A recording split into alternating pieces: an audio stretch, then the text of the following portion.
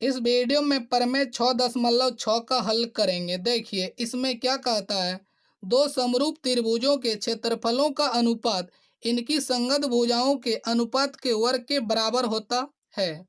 देखिए इस प्रमेय में क्या दिया हुआ और क्या सिद्ध करना है, इसको थोड़ा समझ लेते हैं। देखिए मान लेते हैं त्रिभुज ए बी सी समरूप त्रिभुज डी ई एफ, ये दो त्रिभुज समरूप दिया हुआ है। ठीक है, तो इस प्रकार आपको लिख लेना है। दिया है त्रिभुज ए बी सी समरूप त्रिभुज डी ई एफ। अर्थात देखिए अर्थात का मतलब होता है यानी है, इसका मतलब देखिए ये दोनों त्रिभुज समरूप है, इसका मतलब तीनों संगत भुजाएं समान अनुपात में है। ठीक है, इस प्रकार आपको लिख लेना है। देखिए इसमें सिद्ध क्या करना है, देखिए सिद्ध करना है इन दोनों त्रिभुजों के क्षेत्रफलों के अनुपात इनकी संगत भुजाओं के अनुपात के वर्ग के बराबर होता है। तो इसको इस प्रकार लिख लेना है। ठीक है, देखिए इस प्रकार लिख लेना है। देखिए त्रिभुज के क्षेत्रफल को इस प्रकार शॉर्ट में लिखते हैं, एरिया ऑफ त्रिभुज A B C, area of त्रिभुज डी ई एफ। देखिए आपके मन में कंफ्यूजन आ सकता है कि सर देखिए आप area of A B C लिखे हैं। देखिए कुछ टीचर इस प्रकार लिखता है एरिया ऑफ त्रिभुज ए बी सी, आप यहाँ त्रिभुज नहीं दिए, तो देखिए उससे कोई दिक्कत नहीं है, दोनों का मतलब बराबर ही है। देखिए ए बी सी, देखिए ए बी सी अगर एक सीधी रेखा होगा तो इसका देखिए इसका क्षेत्रफल नहीं निकलेगा, ये सिंपल सी बात है।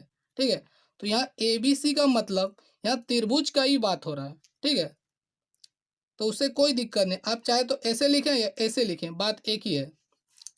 देखिए यहाँ पर अगर रसगुल्ला रखा हुआ है तो अगर कहेंगे यह मीठा है, ठीक है, अगर ये मीठा है बोल रहे हैं तो यहाँ रसगुल्ला का ही बात हो रहा है, यहाँ समोसा का बात तो नहीं हो सकता। उसी प्रकार area of A B C कहें या एरिया ऑफ त्रिभुज ए बी सी कहें, बात एक ही है। ठीक है, ए बी सी अगर एक सीधी रेखा होगा तो इसका क्षेत्रफल नहीं निकलेगा, इस चीज़ को याद रखना है।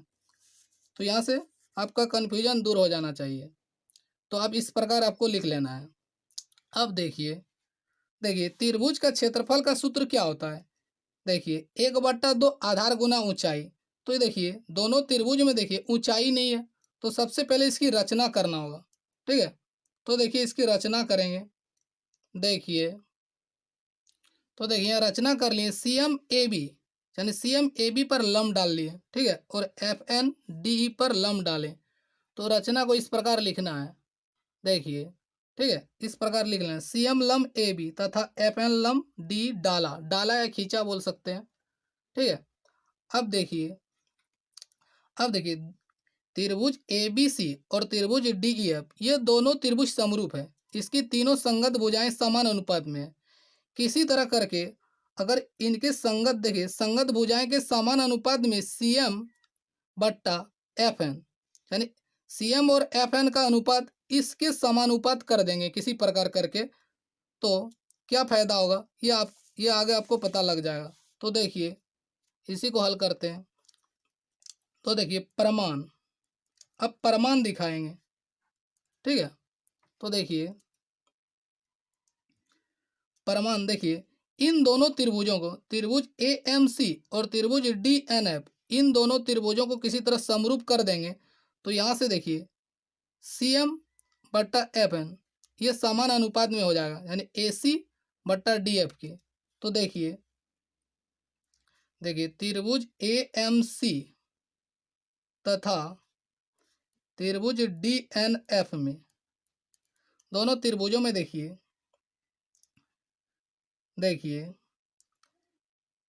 त्रिभुज ए बी सी और त्रिभुज डी एफ ये दोनों त्रिभुज पहले समरूप दिया हुआ है, प्रश्न में ये समरूप दिया हुआ है। तो देखिए कौन ए और कौन डी बराबर होगा।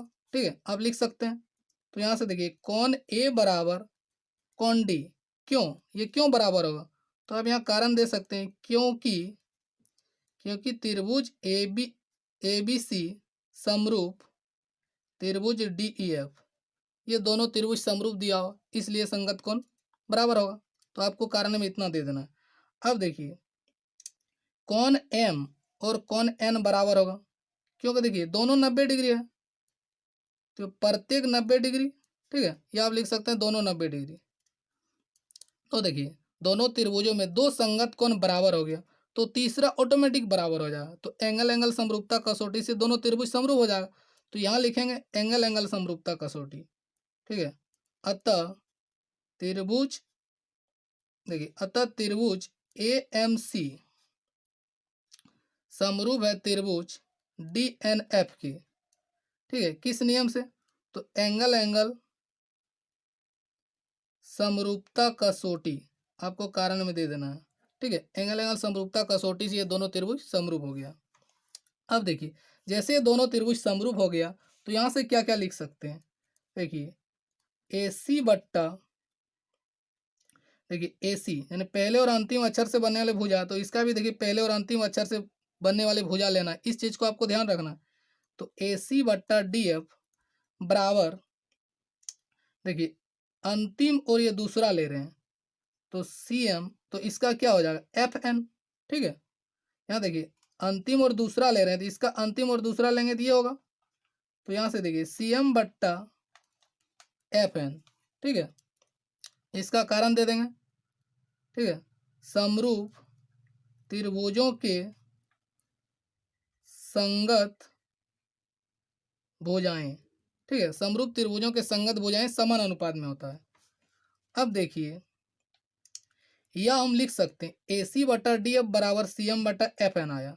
तो यहाँ देखिए, यहाँ हमें क्या प्राप्त हुआ है? दोनों त्रिभुज समरूप है तो ये चीज हमें पहले से प्राप्त है। तो ए सी बटा डी एफ, देखिए ए सी बटा डी एफ के बदले हम लिख सकते हैं ए बी बटा डी, ऐसा लिख सकते हैं क्योंकि ये तो पहले से ही बराबर है। ठीक है, ए सी बटा डी एफ ए बी बटा डी के बराबर, क्योंकि संगत भुजाएं समान अनुपात में होता है। तो यहाँ देखिए ए सी बटा डी एफ के जगह लिख देंगे ए बी बट्टा डी। ठीक है, और इसको रहने देंगे सी एम बट्टा एफ एन। अब चाहे तो यहाँ कारण दे सकते हैं, देखिए ए बी बट्टा डी बराबर ए सी बट्टा डी एफ। इस प्रकार आपको ब्रैकेट में कारण दे देना कि देखिए कि ए बी बट्टा डी और ए सी बट्टा डी एफ बराबर है, तो हम इसके जगह इसको लिख दिए तो उससे कोई दिक्कत नहीं है। ठीक है, तो इस प्रकार आप लिख सकते हैं, लिख दिया। अब देखिए इससे क्या फायदा होगा ये आगे आपको पता चल जाएगा। देखिए देखिए समय बचाने के लिए इसको थोड़ा पहले लिख लिए हैं। देखिए देखिए एरिया ऑफ त्रिभुज A B C, area of त्रिभुज डी एफ, दोनों त्रिभुजों के क्षेत्रफल का अनुपात निकालेंगे तो इसको क्या करेंगे, भाग देंगे। तो इस प्रकार आप लिख सकते हैं। तो देखिए त्रिभुज का क्षेत्रफल 1/2 आधार गुना ऊंचाई। तो देखिए इस त्रिभुज में आधार क्या होगा, जिस पर लंब खड़ा रहता है वही आधार होता है। तो ए भी आधार है और सी एम ये लंब है। देखिए सॉरी, ये ठीक है, देखिए ए बी क्या आधार और ये सी एम लंब, तो आधार गुना ऊंचाई लिख दिए। अब यहाँ देखिए उसी प्रकार देखिए 1/2 ये आधार, आधार क्या है डी, और ये एफ एन ये लंब है। ठीक है, तो यहाँ से देखिए 1/2 ये कट गया, तो ए बी बट्टा डी गुना सी एम बट्टा एफ एन, ये चीज प्राप्त हो गया। अब देखिए देखिए सी एम बट्टा एफ एन के जगह ए बी बट्टा डी लिख दिए। क्यों लिखे? क्योंकि इसी चीज को यहाँ सिद्ध किए हैं। देखिए देखिए ये सिद्ध हुआ है ए बी बट्टा डी बराबर सी एम बट्टा एफ एन है। ठीक है, तो सी एम बट्टा एफ एन के बराबर है ए बी बट्टा डी है, तो इसको लिख दिए। ठीक है, इस चीज को यहाँ लिख दिए। अब देखिए इसको गुना करेंगे, यहाँ भी कारण में लिख दिए कि ए बी बट्टा डी बराबर सी एम बट्टा एफ एन है, तो इसको लिखे हैं। अब इसको ए बी गुना किए तो ए बी स्क्वायर बट्टा डी स्क्वायर हो गया। अब इसको होल स्क्वायर लिख दिए। जब देखिए यहाँ देखिए ये तीनों संगत भुजाएं समान अनुपात में है। ठीक है, तो इसका वर्ग निकल गया, यानी दोनों त्रिभुजों के क्षेत्रफल के देखिए क्षेत्रफल का अनुपात जो है इस वर्ग के अनुपात के बराबर आ गया। यानी एक का जैसे निकला तो हम तीनों के बराबर लिख सकते हैं, क्योंकि तीनों तो पहले से ही बराबर है। तो जैसे यहाँ देखिए ये बराबर आ गया तो यहाँ लिख सकते हैं अतः, यानी त्रिभुज ए बी सी का क्षेत्रफल बट्टा त्रिभुज डी ई एफ का क्षेत्रफल, दोनों का अनुपात के बराबर ये होगा। तो इतना बराबर इतना होगा, ये अब इस प्रकार आप सिद्ध कर सकते हैं।